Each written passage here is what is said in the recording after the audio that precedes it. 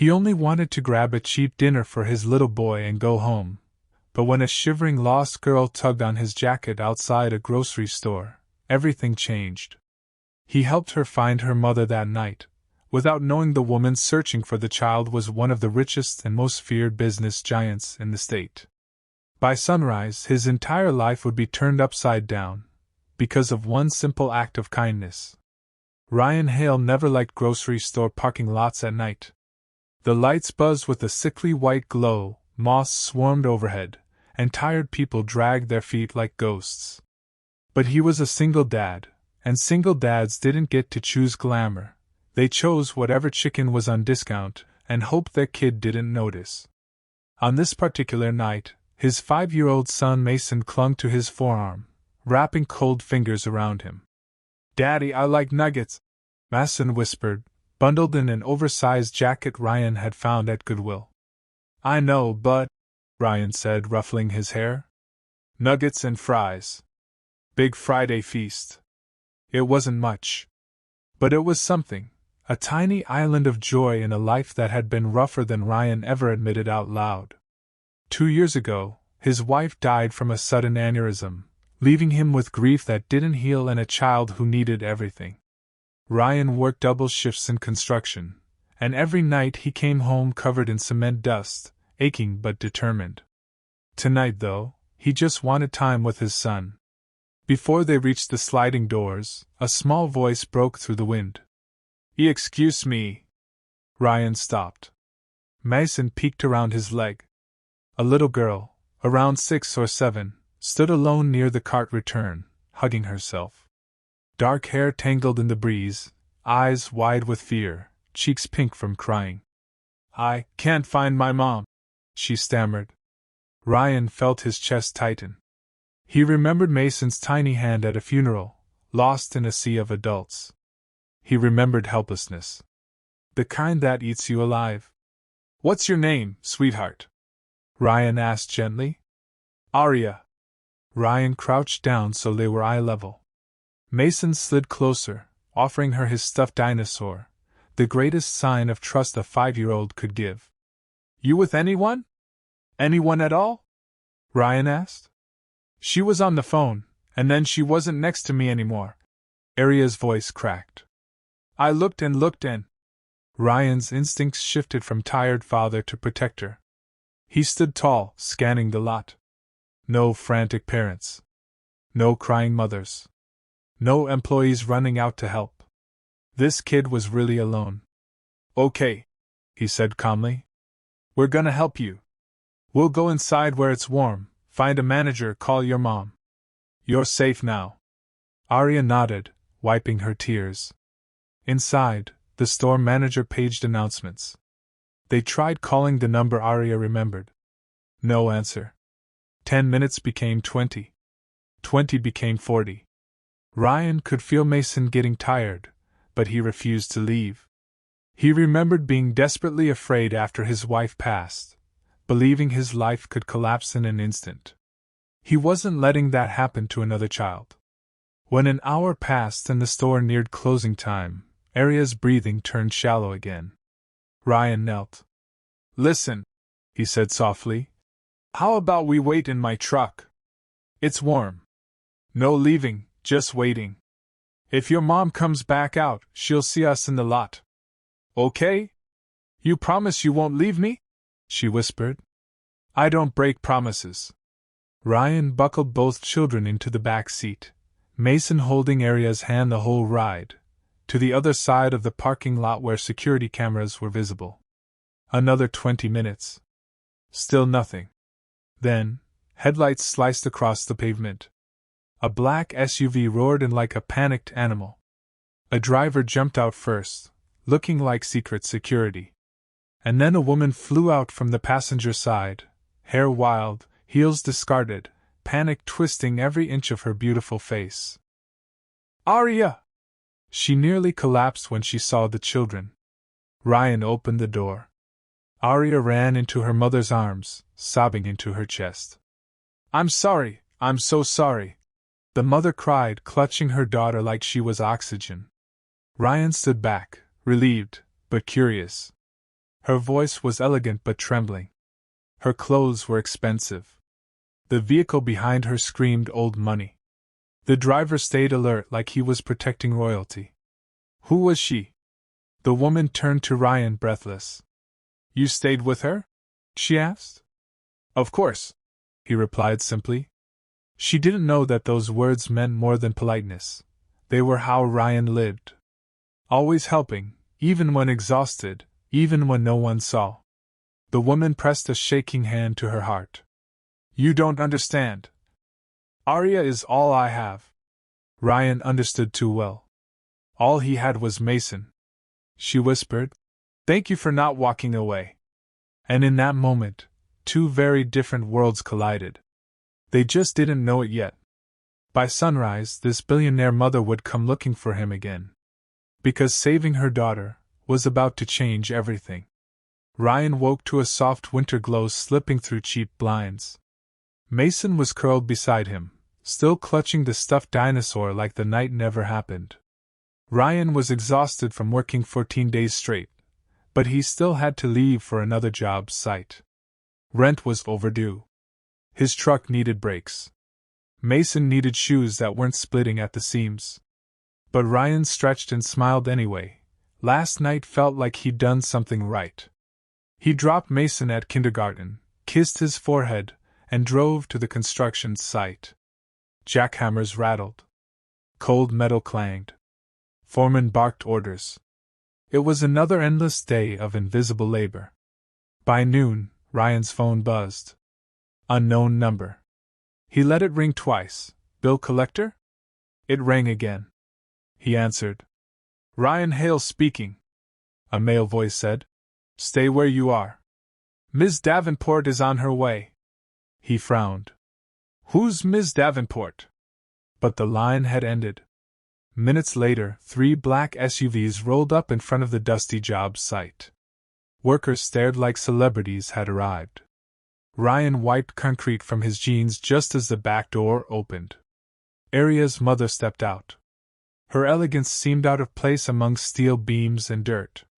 But her eyes weren't proud tonight. They were emotional, purposeful. She walked toward Ryan with a mixture of gratitude and determination. I never got your full name, she said. Or the chance to thank you properly. Ryan shrugged. You don't need to thank me. Actually, I do. She paused. I'm Vivian Davenport. Every worker on site froze. Tools lowered. Whispers rose. Davenport, the Davenport who owned global real estate landmarks, tech campuses, and half of downtown. The Davenport who appeared in magazines. The Davenport whose fortune climbed higher every quarter. Ryan suddenly felt painfully aware of his cracked boots. Vivian continued gently. You took care of my daughter. You stayed when you didn't have to. Most people would have walked away. He shook his head. That kid was terrified. Anyone decent would have stayed. Vivian held his gaze. Decent doesn't show up as often as you think. She glanced at the site, at his rough hands, at the exhausted slump in his shoulders. You're a single father? She asked softly. Yeah, he said, voice steady. Just me and my boy. Something softened in her expression, something human beneath the billionaire armor. You gave my daughter safety, Vivian said. I want to do something for you in return. Ryan stiffened. I'm not taking charity. Vivian smiled, not offended, but impressed. Good. Because I'm not offering charity. She handed him a business card. I'm offering opportunity. Ryan hesitated. Vivian explained. I own the mixed-use development breaking ground downtown. A multi-year project. I need supervisors with integrity. People who care. People who don't run. Ryan blinked, stunned. You've never seen my resume. Vivian looked at him with sincerity that felt rare. I saw your character. That's enough. He wasn't used to praise. His chest tightened. What about your crew? He asked. What about? You'll have a team, she answered. A significantly higher salary. Health insurance for your son. Stability. She paused, voice lowering. Even good men need help sometimes. Ryan swallowed hard. Because that sentence alone threatened to break him. He looked away, jaw tight, eyes burning. You're offering a future I'm not sure I deserve, he murmured. Vivian stepped closer. No. I'm offering a future your son deserves, she said. Because last night proved something to me. Your heart is bigger than your circumstances. For the first time in a long time, Ryan felt hope breathing in his lungs instead of fear. He took the card. Vivian exhaled with relief. Starting Monday? Ryan finally allowed himself a small smile. Starting Monday. Vivian nodded, returning to her SUV. As she opened the door, she paused and looked back. Ryan? Yeah? My daughter asked to see her two heroes again. Her smile softened. So maybe tonight dinner? You, Mason, Arya, and me? Ryan laughed under his breath. That actually sounds perfect. And when the SUVs rolled away, Ryan stood in the cold afternoon air, unable to stop smiling. Because life had just shifted. Not through luck. Not through wealth. Through one moment of kindness that changed a billionaire's world, and saved a single dad's future. And this time, he wouldn't be afraid of tomorrow. Ryan joined the Davenport project on Monday. Suddenly, he wasn't just another construction laborer. He was part of management. A clean office trailer, a tablet for reports, health insurance, and a salary that didn't suffocate him. But new blessings brought old fears. Every night, Ryan asked himself, why would someone like her help someone like me? Mason and Arya began spending time together, drawing with crayons on Ryan's kitchen table. Mason finally laughed freely again. Arya slept better, knowing her father figure friend existed. But rumors started around town. Ryan Hale was getting close to Vivian Davenport. Some men at work mocked him. He's her charity case. He's getting rich off sympathy. Single dad got lucky flirting with money. Those words cut deep. Ryan wanted dignity, not pity. One evening, as Mason slept, Ryan stood outside Vivian's mansion, invited for dinner, but he couldn't bring himself to knock. Vivian stepped out and saw his trembling hands. Why are you so afraid of being seen? She asked gently. Because I don't belong in your world, Ryan whispered. Vivian replied. My world is full of power and profit. Yours is built on heart. I think I'm the one who doesn't belong. Ryan didn't know whether to believe her. But inside the house, Arya waited, holding Mason's dinosaur. So he went in. And for the first time in 2 years, Ryan ate a meal without worrying about tomorrow. 2 months later, disaster struck. An accident on the construction site sent a steel beam crashing down. Workers panicked, voices screaming.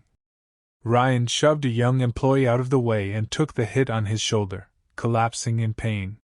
At the hospital, Ryan heard the doctors whisper. Torn ligaments, surgery, months off work. His vision blurred, not from pain, but fear. He couldn't be jobless again. He couldn't fail Mason again. When Vivian arrived, he turned away. I don't need rescue, he muttered. Vivian's voice broke. You risked your body for my project. Why won't you let someone help you now? Ryan's eyes filled. Because when my wife died, nobody stayed. I learned not to depend on anyone. Vivian stepped closer. Then learn again, with me. While Ryan recovered in a sling, Vivian visited Mason often. She helped with school supplies. She cooked. She sat on Ryan's beat-up sofa and listened. One night, Mason climbed into her lap and asked, Are you going to leave like everyone else? Vivian froze, eyes burning. No, sweetheart. I stay. Arya hugged Mason. Me too. 2 children found a family, before the adults figured it out. When Ryan finally healed enough to return to work, he submitted something unexpected, a resignation letter. Vivian confronted him at the side office. "Why are you quitting?" she demanded. "Because I won't let my son live on debts of gratitude," Ryan said. "I need to stand on my own feet." Vivian's eyes shimmered, but she nodded. "Then let me give you one last gift, not charity. A partnership." She slid papers across the desk, a co-ownership contract. Ryan would run Davenport's new construction safety branch, his idea, his leadership, his salary, his legacy. "You earned this," she said. "Your integrity is worth more than money." Ryan's throat closed. For the first time, he accepted help, without shame. 1 year later, Mason wore new shoes and carried a confident smile. Arya held his hand on the first day of school. Ryan stood taller, sun in his face, no fear in his heart. Vivian stood beside him, not as a billionaire, but as someone who'd learned love the hard way too. Ryan whispered, "I thought kindness couldn't change anything." Vivian answered, "Kindness changed everything." Mason tugged Ryan's sleeve. "Daddy, are we a family now?" Ryan looked at Vivian. "No luxury. No money. Just truth. If family means showing up, staying, protecting, and loving, then yes, we finally are." Vivian smiled through tears. Ryan kissed Mason's head, took Vivian's hand, and watched both children run into school. Safe, proud, and unafraid. A single dad helped a lost girl find her mother.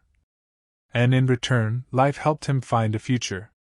Sometimes, destiny isn't a miracle, it's a simple moment of kindness that finds you when life is darkest.